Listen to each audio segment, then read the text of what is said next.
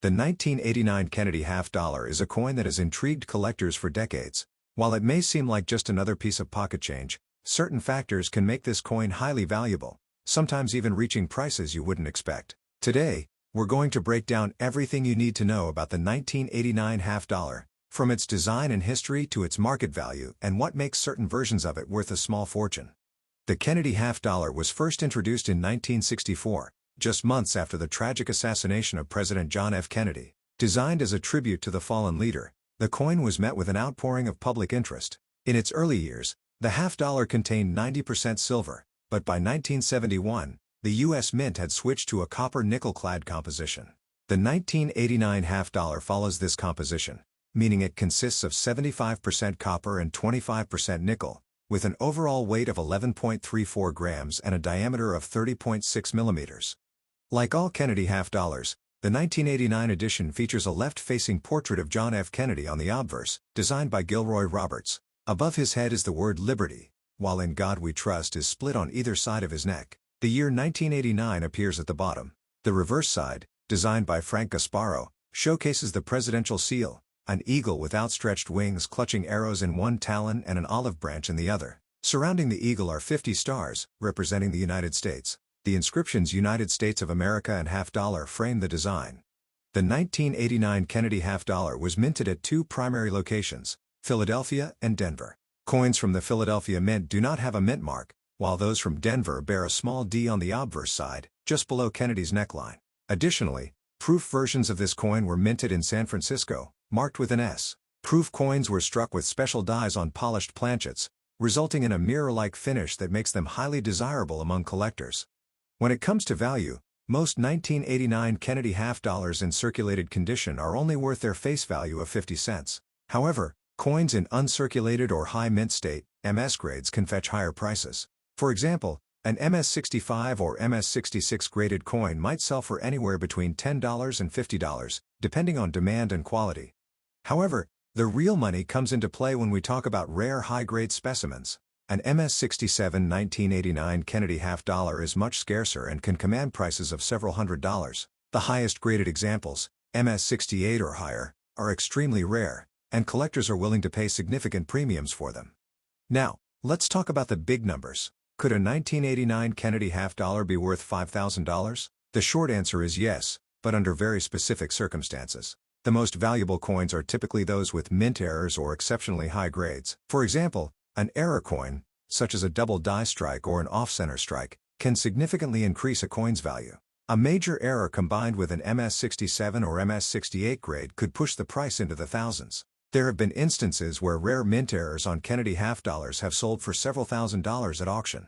A dramatic misstrike or a wrong planchet error, where the coin is accidentally struck on a different metal, can skyrocket the price. If you happen to find a 1989 half dollar with an unusual feature, it may be worth having it evaluated by a professional grading service like PCGS or NGC. Another factor that affects value is demand. If a particular year or variety of a coin becomes popular among collectors, prices can rise significantly. For example, if an extremely limited number of high-grade 1989 Kennedy half dollars exist, competition among collectors could drive prices well above standard catalog values. For those looking to buy or sell a 1989 half dollar, it's crucial to consider grading and authentication. Coins that are professionally graded and slabbed by a reputable service are more likely to attract serious buyers. If you believe you have a rare or high-grade example, getting it graded is the best way to confirm its authenticity and maximize its potential value. While most 1989 Kennedy half dollars won't make you rich, the rarest and highest quality specimens can be worth thousands. Whether you're a casual collector or a serious numismatist, understanding what makes certain coins valuable can help you make informed decisions when buying, selling, or holding onto your half dollars. One of the biggest reasons the 1989 Kennedy half dollar remains popular is its historical significance. Even though this particular year isn't considered rare, the Kennedy half dollar series as a whole carries strong sentimental and historical value. Many collectors, especially those who focus on American history, seek out these coins not just for their monetary worth but also for their connection to President Kennedy's legacy. Because of this, the demand for Kennedy half dollars, especially in pristine condition, remains steady, ensuring that certain high-grade or rare versions of the coin will always be valuable. Another important factor that can affect the value of the 1989 half dollar is its condition. When grading coins, Collectors look at several key features, such as luster, strike quality, and the presence of contact marks or scratches. A coin that has been in circulation will typically show wear, reducing its value. However, an uncirculated coin, one that has never been used in transactions, retains its original mint luster and can fetch much higher prices. Coins graded MS65 or higher are often placed in protective holders to preserve their condition and prevent any further damage. Proof versions of the 1989 Kennedy half-dollar are also a special category. These coins were not meant for general circulation but were struck specifically for collectors. Proof coins from this year were produced at the San Francisco Mint and are easily recognizable due to their sharp details and mirrored background. Unlike standard business strike coins, proofs are struck multiple times with specially polished dies, resulting in a flawless, high-contrast finish. Because of their superior quality, proof coins, especially those graded PR69 or PR70, tend to be more valuable than regular circulation coins.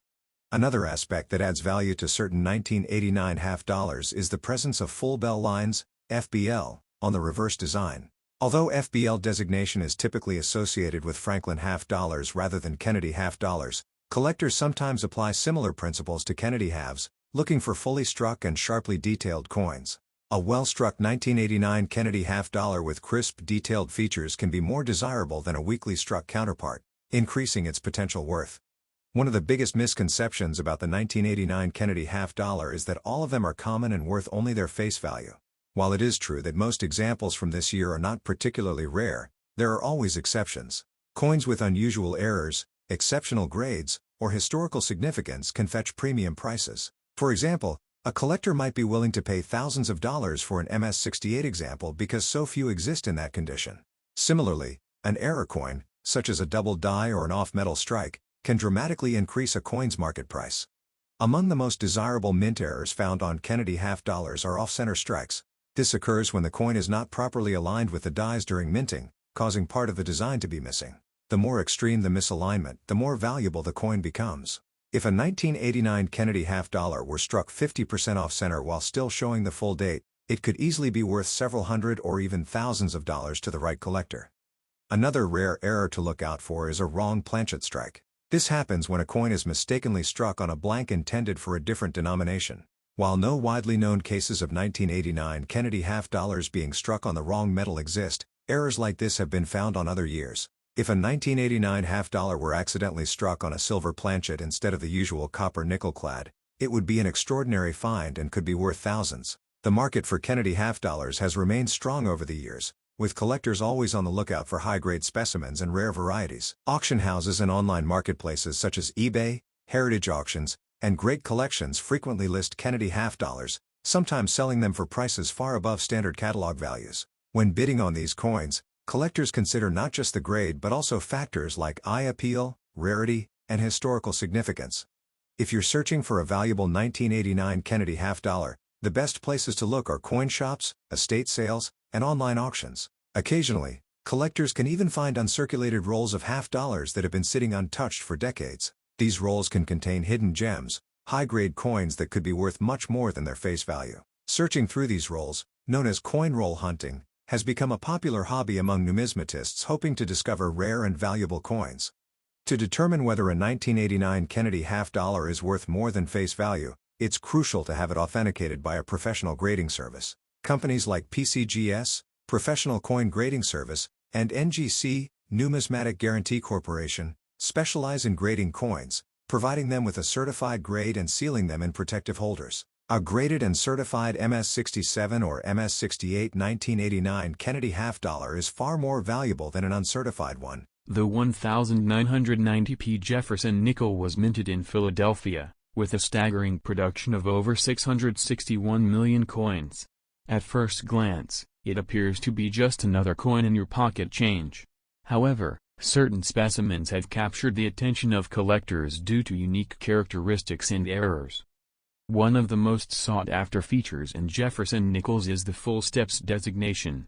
This refers to the clarity of the steps on Monticello's image on the reverse side of the coin. A coin with 5 or 6 fully visible steps is considered to have a sharp strike and is more valuable. In the case of the 1990p nickel, examples with full steps in high grades are scarce and command higher prices. While most 1990p nickels are worth their face value, certain error coins have been known to fetch significant sums. For instance, a 1990p nickel struck on a dime planchet, a smaller and thinner metal disc intended for dimes, can be quite valuable due to its rarity. Another intriguing error is the off-center strike, where the coin's design is not properly aligned. Depending on the degree of misalignment, these coins can be worth more to collectors who specialize in error coins. Die clashes, where the coin dies strike each other without a planchet in between, leaving ghost-like images on the coins, are also of interest. Such errors in the 1990p nickel series add to the coin's allure among enthusiasts.